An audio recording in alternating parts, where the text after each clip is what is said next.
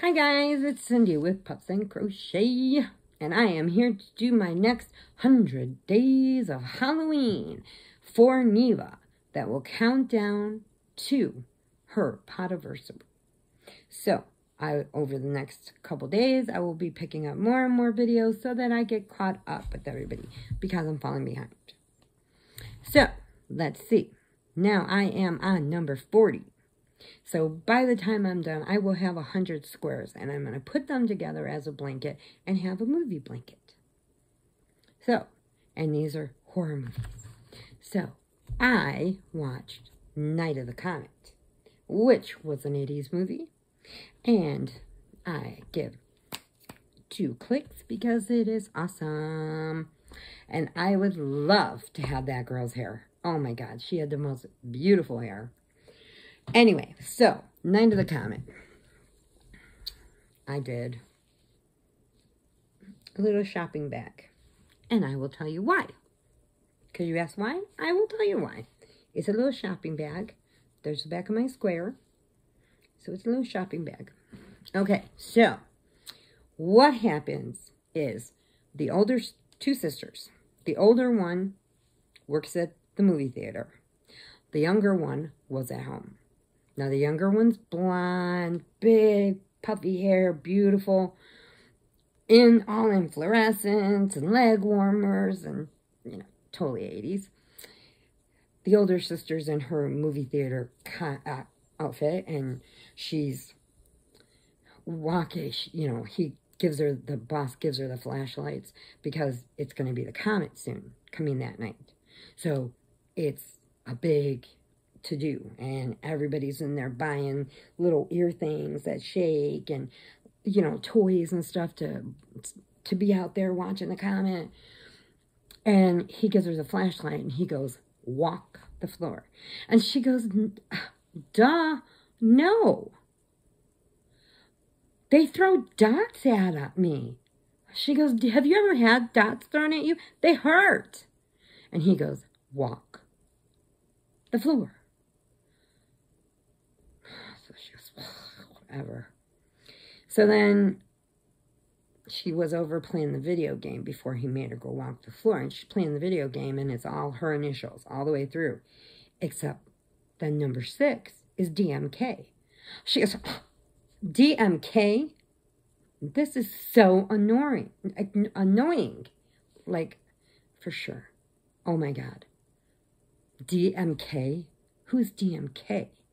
So she plays the game and she clicks his name off and puts her initials back in it, and the whole thing is her initials. And so she reaches over the counter and she grabs a bag of popcorn and she goes, okay, I'm going. And he goes, no, you're going up to the movie set with him. And, oh, go up there, I don't have it. And he's screaming. And then he's got all these weirdos. He goes, I don't want these weirdos cutting up the seats. And she goes, okay. So she leaves. She goes upstairs into the movie part where they show the movies from. And her boyfriend's up there. He runs that part of the movie, you know, showing the movies and stuff. And then he secretly, without the boss knowing, will give out a movie that they just got. So this guy that he knows can make a copy of it and then pays him $10. And he said, no, not $10. Now I'm going to miss the comet because I have to wait here all night for you. So I want $20. And the girl's like, and what about me? He goes, yeah. And she wants money too.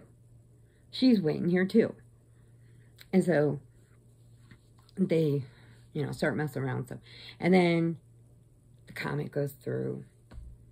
And then he goes, I'm going to have to go get this guy because he hasn't brought the movie back, and I have to play it tonight, and I'm going to be in so much trouble.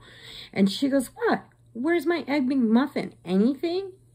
And he goes, yeah, if he calls, tell him you're ticked off too.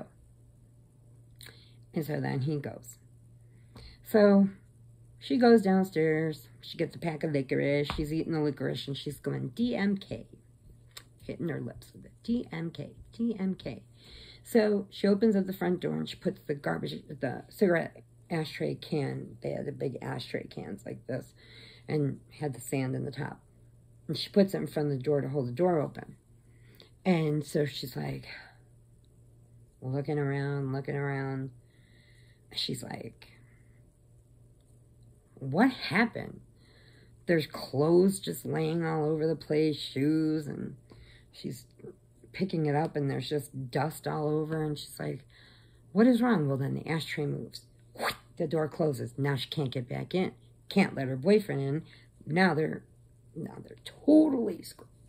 So she goes around to the back door to see if she can get in. And she goes, like I really needed this, like for sure. So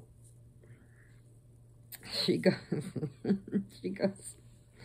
she goes into the back, and she hears something, and she sees a wrench laying on the ground. She picks it up, and it's full of blood, and she throws it, and she goes, oh, gross. Ugh. And then she hears, and she's like, what is that, right? And she sees her boyfriend's bike, his motorcycle, back there. He never left, but the keys are laying by the door. So she grabs the keys, and she's like, where are you? Like, I'm locked out, and now, like, oh, like, I'm so ticked off. Everything's like, you know, got to do the valley talk. So then, this guy pops out, and he's half, like, melted, kind of thing.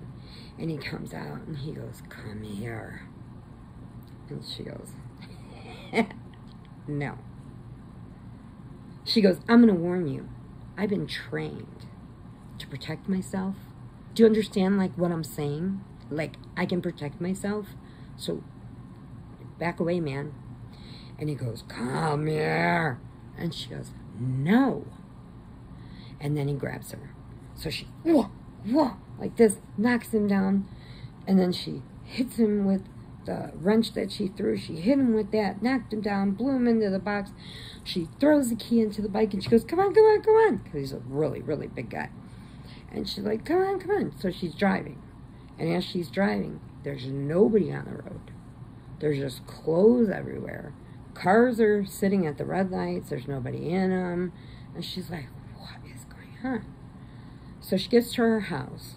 Now, her sister got in trouble, so she had to stay in and help host her stepmonster with the party, because the father is away in like the army, or they never said where he was either Green Beret, and so he's off fighting somewhere, and left her there with his 2 teen daughters. And so the little blonde's sitting there, and she goes, will you get up and go and take this food out? We have guests outside for our party. And she goes, for what? So I can watch you make out with Chuck? I'm sure Daddy would like to know about that. And she goes, well, while your daddy's off in Banana Land, I am in charge, and you do as I say. And the girl goes, no. So she smacks her. And then when she did, the stepmonster clocked her one. And she flung over the couch and flew by the TV. And she's like, so now the sister gets home. She can't find anything going on. Nobody's out. Nobody's on the street. Just a bunch of clothes. Cups are blowing all over the place. Plates are blowing all over the place. She doesn't know what's going on. Her sister comes out, and she's in her cheerleading outfit.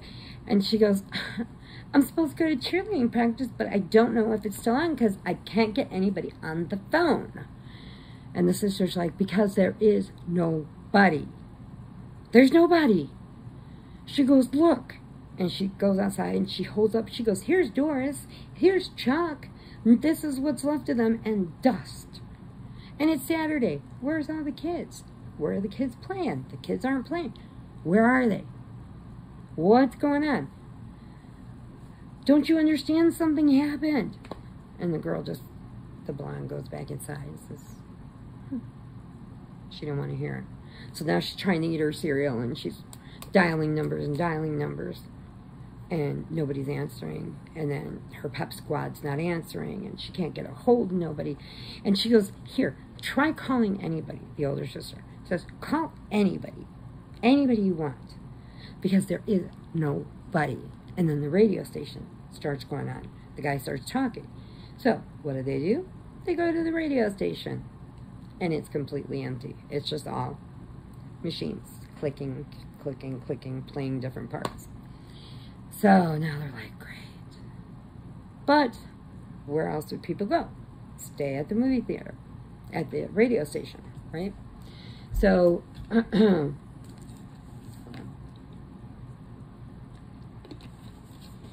she goes, you know, they go back and forth and stuff. And then this guy shows up.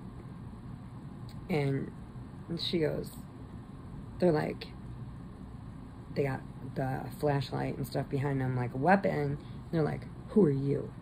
And he goes, I'm Hector. And she goes, oh, Hector? She goes, and like, what are you doing here? He goes, I'm trying to find if there's somebody else alive.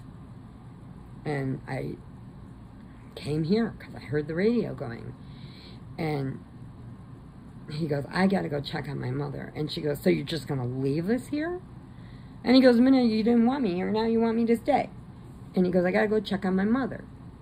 And she goes, well, where were you? And he goes, in my truck. I drive a semi-truck.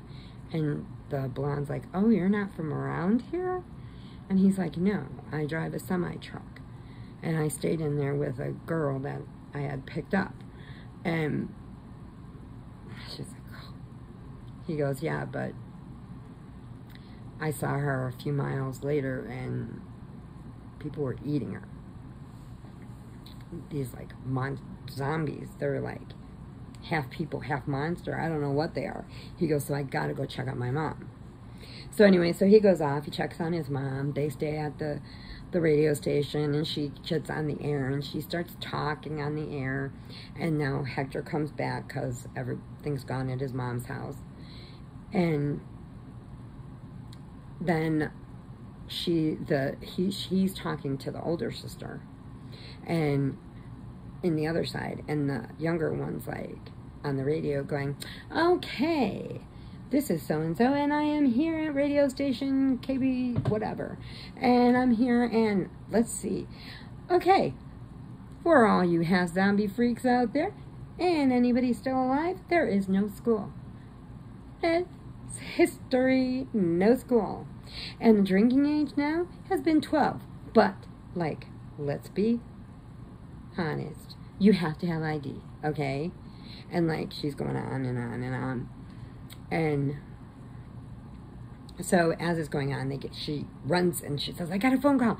Somebody called in the radio station. And it's a rescue group it's some kind of science group that's rescuing people that are here from the comet that lived. Well, they found out from where everybody had stayed, and so when she punched the one daughter, the daughter went and hid in the metal shed. The girl was up in the steel movie theater. He was in a steel truck, so it was steel. The things from the radiation or whatever from the comet didn't get into the steel. But the science group is not very nice. And they come out and they're going to pick people up. And so she's like, yeah. So Hector goes and does whatever he was doing. And then they're sitting on the car, and the sister starts itching from wearing that cheerleader outfit. And she goes, can we go home and change? I'm just really, when I get upset, I'm breaking out in a rash, and I need to change my clothes.